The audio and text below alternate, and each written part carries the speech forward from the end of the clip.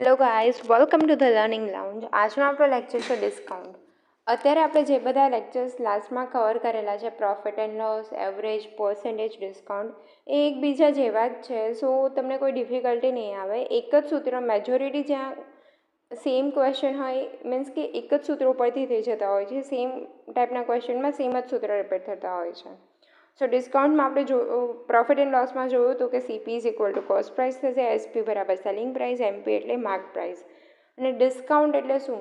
તો mark price minus selling price એટલે discount મળશે. અને ડિસ્કાઉન્ટ પર્સન્ટેજ એટલે કે mark price minus selling price upon mark price into 100.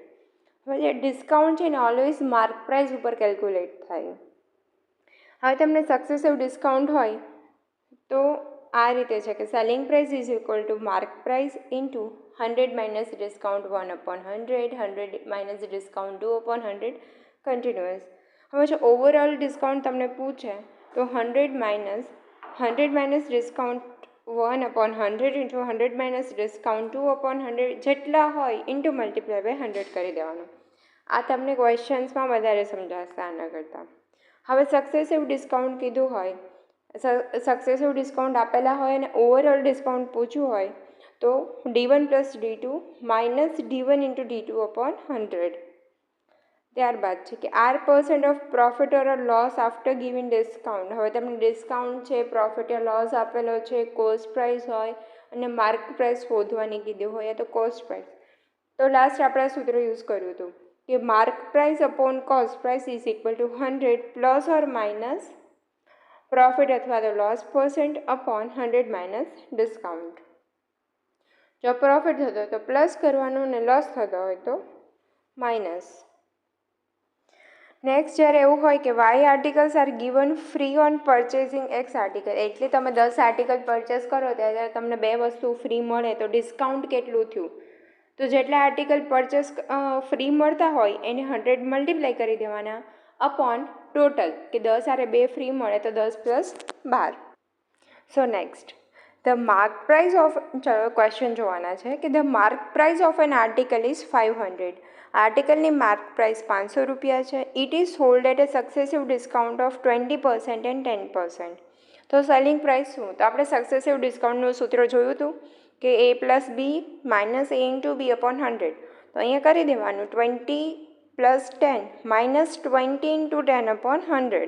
તો જે પર્સન્ટ મળી ગયા એ તમને ડિસ્કાઉન્ટ પર્સન્ટ મળશે. તો 100માંથી 28% ડિસ્કાઉન્ટ મળે છે તો એટલે 72% એની કોસ્ટ પ્રાઇસ થશે. તો પછી આપણને સેલિંગ પ્રાઇસ શોધવાની કીધી છે તો ત્રિરાશી મૂકી દેવાની, લાઈક 72% એ 500, તો 100 એ કેટલી ને 1 મિનિટ. સો એ ત્રિરાશી મૂકી દેવાની કે 72% આપણને મળ્યું કે આપણે 28%નું ડિસ્કાઉન્ટ આપીએ છીએ એટલે સેલિંગ પ્રાઇસ 72% છે. તો અહીંયા લખી દેવાનું કે 100% એ 500 રૂપિયા છે તો 72% એ કેટલા? તો 72 ગુણ્યા 500 અપોન 100 એટલે તમને મળી જશે selling price 360 rupees. Now next, અને અલ્ટરનેટ મેથડ છે જે આપણે સૂત્ર યુઝ કરીને કરી શકીએ કે selling price is equal to mark price 500, પછી એમાં discount 100 minus D1 upon 100 into 100 minus D2 upon 100. પછી સિમ્પ્લિફિકેશન આપો એટલે તમને આન્સર મળી જાય. નાઉ નેક્સ્ટ,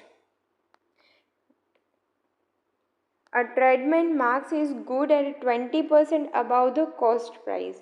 એક વેપારી છે એને જે ગુડ્સ એટલે કે જે વસ્તુ વેચે છે એની કોસ્ટ પ્રાઇસ કરતાં 20% વધારે માર્ક રાખે છે. So he allow his customer a discount of 8% on a mark price.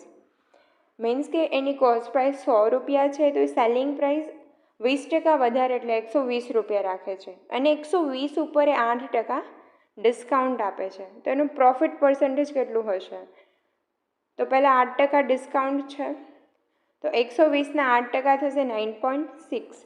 તો 120 માઇનસ 9.6 એટલે કે 110.4 રૂપિયામાં વેચે છે. તો આ તમને સેલિંગ પ્રાઇસ મળી ગઈ. હવે પ્રોફિટ પર્સન્ટ મળી જાય કે 110 માઇનસ 110.4 માઇનસ 100 ડિવાઇડેડ બાય 100 એટલે તમને 10.4 એ તમારા પ્રોફિટ પર્સન્ટેજ મળી જશે. નાઉ નેક્સ્ટ, કે shopkeeper allows a discount of 10% on a mark price of camera. Mark price of camera which cost 600. અહીંયા તમને ડિસ્કાઉન્ટ આપેલું છે, માર્ક પ્રાઇસ આપેલી છે અને પ્રોફિટ પર્સન્ટેજ આપેલા છે. તો પહેલું સૂત્ર કે mark price upon cost price is equal two 100 plus profit છે એટલે પ્લસ અને નીચે 100 માઇનસ ડિસ્કાઉન્ટ. સો એનું સિમ્પ્લિફિકેશન આપો એટલે તમને માર્ક પ્રાઇસ મળી જશે. અહીંયા કોસ્ટ પ્રાઇસ આપેલી છે અને માર્ક પ્રાઇસ ગોતવાની છે. હવે નેક્સ્ટ કે retailer buy 40 pen at a mark price of 36 pen from wholesaler. એક હોલસેલર પાસેથી રિટેલર 40 પેન લે છે એટ માર્ક પ્રાઇસ ઓફ 36 પેનની માર્ક પ્રાઇસે. If he sales this pen and give 1% discount, what is a profit percent? જો આ pen વેચે અને 1% ડિસ્કાઉન્ટ આપે તો એનો પ્રોફિટ પર્સન્ટેજ શું થશે? તો પહેલાં ધારી લ્યો કે mark price of each pen is x. તો total cost price of 40 pen is equal to mark price of 36 pen. થઈ ગયું કે 40 પેનની જેટલી કોસ્ટ પ્રાઇસ છે એ 36 પેનની માર્ક પ્રાઇસ છે. તો 36x થઈ ગયું, 40 પેનની કોસ્ટ પ્રાઇસ 36x. તો એક પેનની સેલિંગ પ્રાઇસ કેટલી થશે? Now selling price of 1 pen after 1% discount. 1% discount એટલે 99% એ વેચે છે તો 0.99x હિયર. હવે સેલિંગ પ્રાઇસ એટલે 40 ગુણ્યા 0.99x, કેમ કે 40 પેન છે, એક પેનની સેલિંગ પ્રાઇસ 0.99x છે તો 39.6x મળી ગઈ. હવે પ્રોફિટ પર્સન્ટ કીધું છે તો 39.6 માઇનસ કોસ્ટ પ્રાઇસ હતી 36 ડિવાઇડેડ બાય 36 તો પ્રોફિટ થશે 10%. સમજાણું? અથવા તો ઓલ્ટર મેથડ છે નીચે કે લેટ માર્ક પ્રાઇસ તમે 1 રૂપિયા ધારી લો તો 40 પેનની કોસ્ટ પ્રાઇસ 36 રૂપિયા થશે. કેમ કે અહીંયા ક્વેશ્ચનમાં જ કીધું છે કે એક રિટેલર 40 પેન બાય કરે છે 36 પેનના ભાવે. તો 40 પેનનો ભાવ કેટલો થઈ ગયો? 36. આપણે 1 રૂપિયા ધારી લઈએ તો 40 પેનની કોસ્ટ પ્રાઇસ 36. હવે સેલિંગ પ્રાઇસ ઓફ 40 પેન કેટલી છે? જે 99% ઓફ 40 રૂપીઝ, જે 40 રૂપિયા છે એના 99%. તો એ કેટલું થશે? 39.60. તો સેલિંગ પ્રાઇસ અને કોસ્ટ પ્રાઇસ મળી જાય તો અહીંયાથી તમને પ્રોફિટ પર્સન્ટેજ મળી જાય. નાઉ નેક્સ્ટ કે reduction of 10% in price of a commodity enables a person to buy 25 kg more for 225 original price of commodity per kilogram. આ ક્વેશ્ચન આપણે લાસ્ટ 2 લેક્ચરથી આવે છે, સો આવડવો જ જોઈએ. હવે ઓરિજિનલ પ્રાઇસ એક્સ ધારી લેવાની, ન્યૂ પ્રાઇસ 0.9x કેમ કે 10% રિડક્શન થાય છે. ઓરિજિનલ ક્વોન્ટિટી એન હતી અને હવે થશે n પ્લસ 25. તો પહેલાં અહીંયા n ઇન્ટુ એક્સ બરાબર 225 થાય તો એનની કિંમત 225 અપોન એક્સ. તો એનની જે કિંમત છે અહીંયા મૂકી દેવાની એટલે સાદું રૂપ આપો એટલે તમને એક્સ મળી જશે. તો એક્સ એ તમારી એક્સ બરાબર 1. તો એક્સ એ તમારી ઓરિજિનલ પ્રાઇસ છે.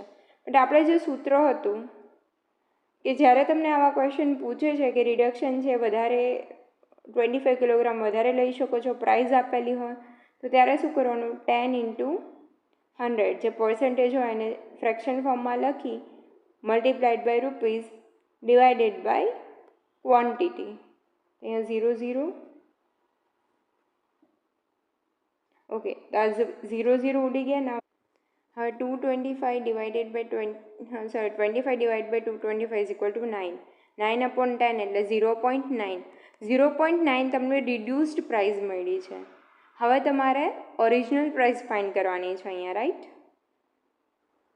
તો આ રહ્યું 0.9 ઇઝ યોર રિડ્યુસ્ડ પ્રાઇસ. તો 90% એ 0.9 છે તો 100% એ કેટલી? તો 1. તો જ્યારે તમને આવી રીતના હોય ને કે પર્સન્ટેજ લોસ યા પર્સન્ટેજ ઇન્ક્રીઝ આપેલા હોય અને સામે પ્રાઇસ આપેલી હોય કે આટલા રૂપીઝમાં તમે આટલું મોર યા લેસ બાય કરી શકો છો, ત્યારે સિમ્પલ આ જ ફોર્મ્યુલા યુઝ કરી દેવાનો. ધીસ વન કે percentage into rupees divided by quantity, જેટલી વધારે કે ઓછી હોય એ. Now, a deal mark washing machine for 7,500 rupees and allow the discount of 6% on it. 7,500 રૂપિયામાં વોશિંગ મશીન ખરીદું જેમાં 6% તમને ડિસ્કાઉન્ટ મળે છે. એટલે કેટલામાં મળ્યું? 94%માં થયું. 94%એ 7,500. તો સેલિંગ પ્રાઇસ ગોતવાની છે. તો કઈ રીતે મળે? કે 94%એ 7,500, તો 100%એ કેટલું? તો 100 ગુણ્યા 7,000. એક મિનિટ, સોરી, અહીંયા એવું કીધું છે કે deal mark washing machine for 7,500 and allow discount of 6% on it. તો સેલિંગ પ્રાઇસ કેટલી? તો 100%એ 7500 છે. તો 6% ડિસ્કાઉન્ટ આપે એટલે 94%. તો 94 ગુણ્યા 7,500 upon 100. Your answer will be 7,050. Okay, so thank you guys. જો તમને અમારો વિડીયો ગમ્યો હોય તો પ્લીઝ લાઇક, શેર અને ચેનલને સબસ્ક્રાઈબ કરી દેજો. એન્ડ કોઈ બી ડાઉટ હોય તો કમેન્ટ સેક્શનમાં પૂછી શકો છો યા અમારી ટેલિગ્રામ ચેનલમાં પૂછી શકો છો. આની પ્રેક્ટિસ માટેના ક્વેશ્ચન તમને ટેલિગ્રામ ચેનલમાં મળી જશે. Thank you.